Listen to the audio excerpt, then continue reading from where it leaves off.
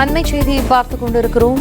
ஜல்லி எம்சாண்ட் விலையை தன்னிச்சையாக உயர்த்தும் கிரஷர் உரிமையாளர்கள் மீது நடவடிக்கை எடுக்கப்படும் என அமைச்சர் ஏவாவேலு எச்சரிக்கை விடுத்திருக்கிறார். இது தொடர்பான அண்மை செய்தியை பார்த்துக் கொண்டிருக்கிறோம்.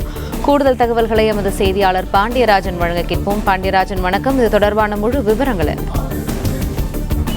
ஜல்லி எம்சாண்ட் விலையை தன்னிச்சையாக உயர்த்தக்கூடாது எனவும் தவறு செய்யும் கிரஷர் உரிமையாளர்கள் மீது நடவடிக்கை எடுக்கப்படும் எனவும் அமைச்சர் ஏவாவேலு எச்சரிக்கை விடுத்திருக்கிறார்.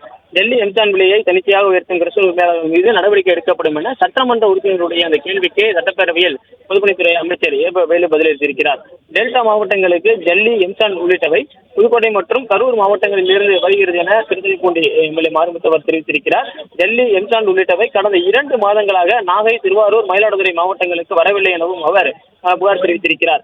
டெல்லி எம்சாண்ட் விலையை குறைக்க எம்எல்ஏக்களான திருத்துறைப்பூண்டி மாரிமுத்து, நாகை மாலி, வேதாரண்யம் OS மணியன் உள்ளிட்டோர் சட்டப்பேரவையில் கோரிக்கை வைத்தனர். அதற்கு பதிலளித்து பேசிய பொதுப்பணித்துறை அமைச்சர் ஏவாவேலு டெல்லி எம்சாண்ட் விலையை கிரஷர் உரிமையாளர்கள் தன்னிச்சையாக உயர்த்திய தகவலை முதல்வரின் கவனத்திற்கு கொண்டு சென்றதாக தெரிவித்திருக்கிறார்.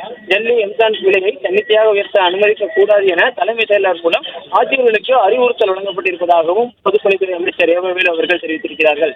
கிரஷர் உரிமையாளர்கள் தன்னிச்சையாக டெல்லி எம்சாண்ட் விலையை உயர்த்தினால் கடுமையான நடவடிக்கை எடுக்கப்படும் எனவும் குறிப்பிட்டிருக்கிறார். டெல்லி எம்சாண்ட் விலையை குறைப்பதற்கான நடவடிக்கையை தமிழக அரசு எடுத்து வருவதாகவும் பொதுப்பணித்துறை அமைச்சர் ஏவாவேலு அவர்கள் சட்டப்பேரவையில் சட்டமன்ற உறுப்பினர்களுடைய கோரிக்கைக்கு பதிலளிக்கும் விதமாக தெரிவித்திருக்கிறார்.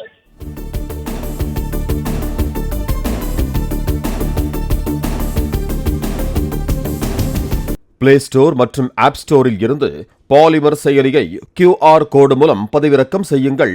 செய்திகளை உடனுக்குடன் பெறுங்கள்.